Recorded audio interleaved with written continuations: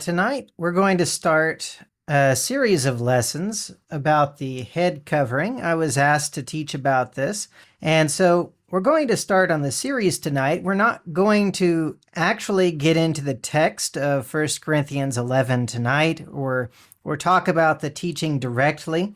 Tonight, I want to talk more about why this should not be something that separates Christians in fellowship from one another. When we disagree with each other over what the passage means or how we practice it, if we're talking about people that are genuinely trying to serve God and not just saying, well, I believe it teaches this, but I'm going to do something different than what I believe it teaches, why is it that we can have fellowship with one another? So when we talk about rejecting someone or withdrawing fellowship from someone, we're taught a few different reasons for doing that. In 1 Corinthians 5 and verse 11, you remember in 1 Corinthians 5, he started off with a man who had his father's wife. He said that even the Gentiles know better than that. But here in verse 11, he says, "But now I have written to you not to keep company with anyone named a brother, who is sexually immoral or covetous or an idolater or a reviler or a drunkard or an extortioner, not even to eat with such a person." And you can see from these things that he's pointing out, these are things that are very clearly taught about. These are things that are noticeable. They are things you can see that this is a person who's really not submitting to Christ. This is not something where we have disagreements over what the scriptures teach. I know that there are people who can teach false things about sexual immorality, especially when you get into those issues of marriage and divorce and marrying again and all of that. But generally speaking, these are what he's talking about here are things that are very clear. These are things that are actively just rebelling against the teaching of Christ. When you start at the beginning of the chapter, the man who had his father's wife knew that that was sinful. Everyone there knew that that was sinful. And that's the type of thing he's dealing with in this teaching here. This is someone who's actively walking in sin and unwilling to repent. Then in 2 Thessalonians chapter 3, in verses 6 through 15, we won't read everything here, but he says, "We command you, brethren, in the name of our Lord Jesus Christ, that you withdraw from every brother who walks disorderly and not according to the tradition which he received from us." Well, what is the tradition he's talking about here? He says, "For you yourselves know how you ought to follow us, for we were not disorderly among you, nor did we eat anyone's bread free of charge, but worked with labor and toil night and day, that we might not be a burden to any of you." Then down in verse 11, "For we hear that there are some who walk among you in a disorderly manner, not working at all, but are busybodies."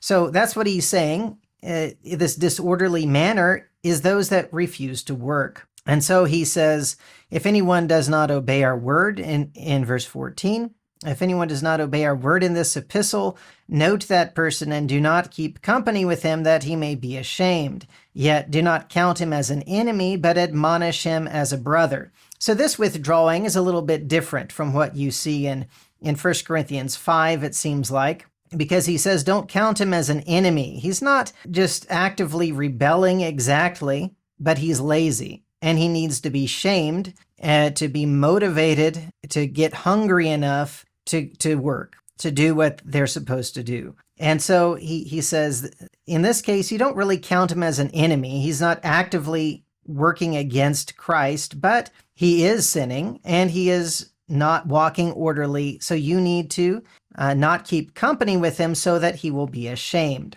And so we have that picture here. But again, it's a very clear thing.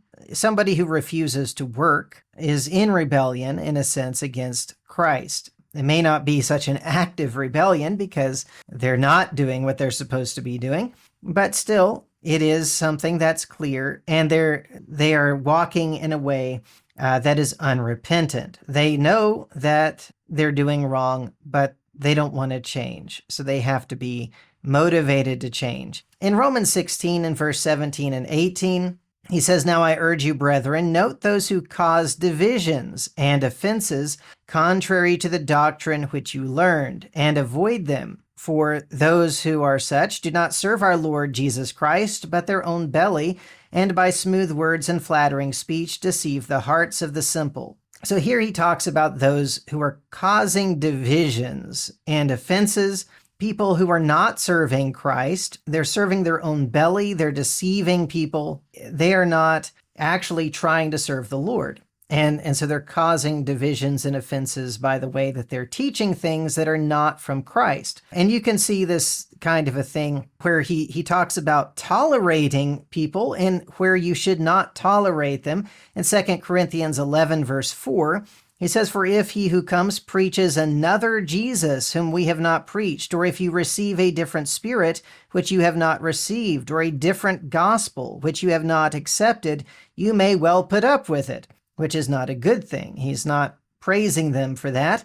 They should not put up with someone preaching another Jesus or a different spirit, meaning revealing something different from what the Spirit of Christ revealed, or a different gospel. You can't be saved through a different gospel. Anyone who teaches another gospel is to be accursed, Galatians 1. And so that is something where it's very clear that teaching is different from Christ. It is not from Christ, and you can't be tolerating that. In 2 Corinthians 11 and verse 20, he talks here about this toleration as well. "For you put up with it if one brings you into bondage, if one devours you, if one takes from you, if one exalts himself, if one strikes you on the face." And so we have this picture of people who are actively working against the people that they're preaching to. They're abusing them.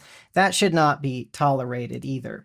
All right. And so we see that in Revelation 2:2, where he says, "I know your works, your labor, your patience, and that you cannot bear with those who are evil." And that's right. You should not be bearing with those that are evil. So he says, "You've tested those that say they're apostles and are not, and found them to be liars." But those that are evil, those that are actively working against Christ, those are the ones that are teaching things that are causing divisions, that are clearly against what Christ has taught. That's where fellowship cannot be maintained. It can't be continued with such people. When we talk about fellowship, we need to first of all try to maintain fellowship and be tolerant and patient with one another. In Ephesians chapter 4 and verses 1 through 3, he says that we're to have lowliness and gentleness in verse 2, with long-suffering, bearing with one another in love, endeavoring to keep the unity of the Spirit in the bond of peace. We've got to work for that, and it takes long-suffering and bearing with one another or tolerating one another in love. And so there has to be that first of all. That's the first thing we should go to, not withdrawing or separating or dividing from one another.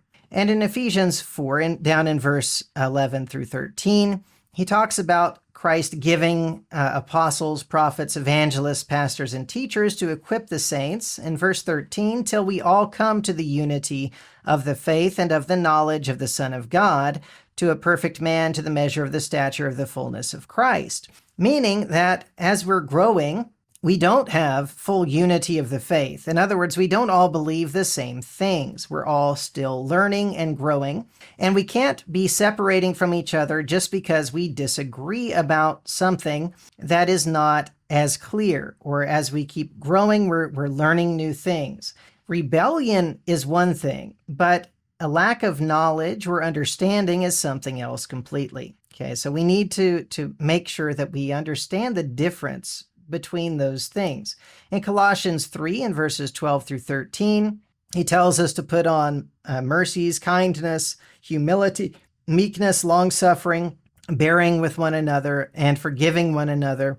If anyone has a complaint against another, even as Christ forgave you, so you also must do.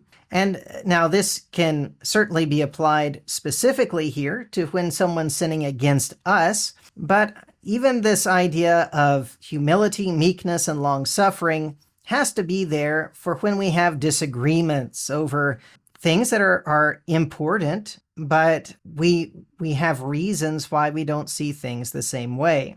In 2 Timothy 4, in verse 1 through 2, he tells Timothy to preach the word in verse 2, be ready in season and out of season, convince, rebuke, exhort with all long suffering and teaching. We need to be patient with people, trying to convince them, and not just be quick to divide over disagreements. The problem is, of course, when people are teaching something that's clearly against what Christ has taught, then we've got a problem. But should we be dividing over things where there's a reason, perhaps a good reason why people believe different things about it? So I want to talk for the rest of the time now about some examples of topics Christians often disagree about.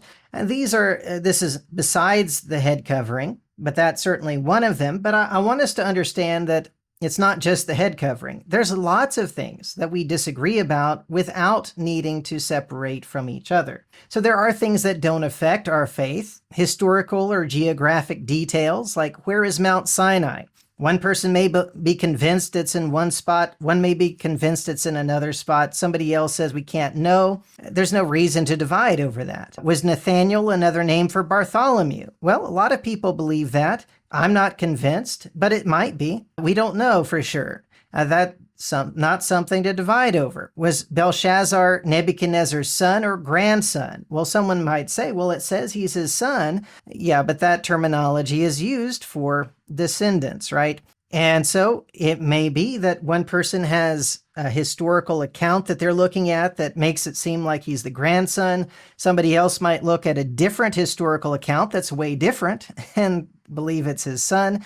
And somebody else just looks at the scriptures and says, well, the most obvious thing is he's his son, and that's fine. There's no reason to divide over different ideas about that, right? Unless somebody's trying to say that the Bible is wrong, then that's a problem. But when they're just disagreeing over what the wording means or what the specifics are that's not stated for us, then there's no reason to divide. Was Revelation written before or after the destruction of the temple? There's no reason to divide over something like that. Doesn't make sense to cause any problem over that, even though good brethren have very different ideas about it. Was Revelation fulfilled in the destruction of Jerusalem or Rome or both? It doesn't matter. The message is the same regardless of which one it is. Division over such a thing is ungodly, and it should not be done. We've got to make sure that things that don't affect our faith in God, if we have reasons for why we take one view or another, then we can understand. We can disagree and be right with God anyway. Okay, there are also things that could affect our faith, including historical or geographic details, like was the creation done in 6 literal days or 6 ages? And I would say it may depend on why somebody is saying that as to whether this would be rebellion. Well, yes, the Bible says it's 6 literal days, but I don't believe that. That's a big problem. But if they're saying, well, because the word could mean age, then it could be that, well, I'm not going to divide from somebody over that. They're talking about how they understand the text, and they're wrong, I believe, but I don't think I have to divide from them over that. Is the story of creation literally how it happened, or did God use the process of evolution to bring about what we now have? There are some Christians who think that.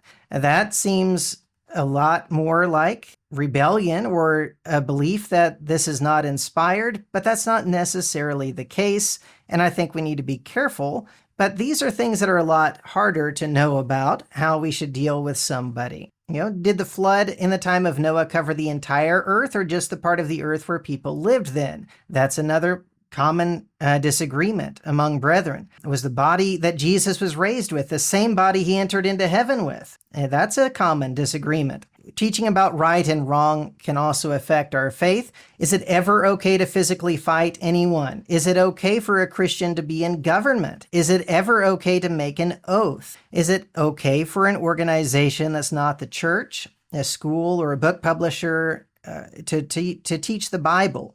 Is it okay for women to write books or articles about the Bible that men read? Is it okay to listen to music for entertainment that talks about God and teaches good things? And what if it's accompanied by musical instruments?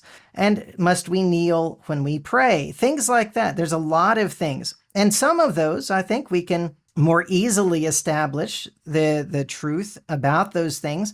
But there's a reason why brethren disagree about these things. But we don't have to divide primarily because these are between us and God. We can be wrong in our belief or practice, but we're not requiring others to be involved in it. And we need to be careful not to offend our brethren, like Romans 14 and 1 Corinthians 8 talks about. But we need to be humble in everything and recognize that our brethren have good reasons for their beliefs, even if they're wrong. Now, that's not always the case. But generally speaking, there's a good reason they have that way of thinking. They might just be missing something, but we may also be missing something. That's why we need to be humble. And we need to make sure we have good reasons for the conviction that we come to and not just accept what we like the best. So when it comes to the head covering, it falls into a similar category. We need to study it, come to the best conclusion we can, have humility, but also understand why others can come to different conclusions. We're going to try to talk about some of that in this series. We need to be thoughtful about offending our brethren, but also do what we believe God wants us to do based on our understanding of the passage.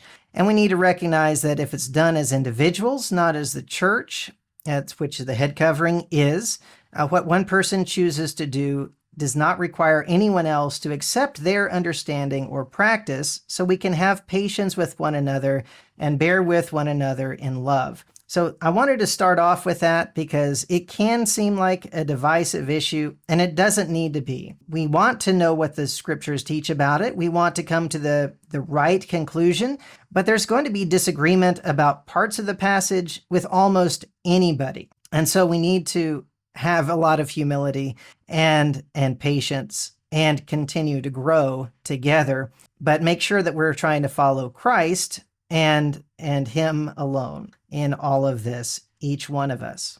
All right, well, that's the class for tonight, so thank you very much.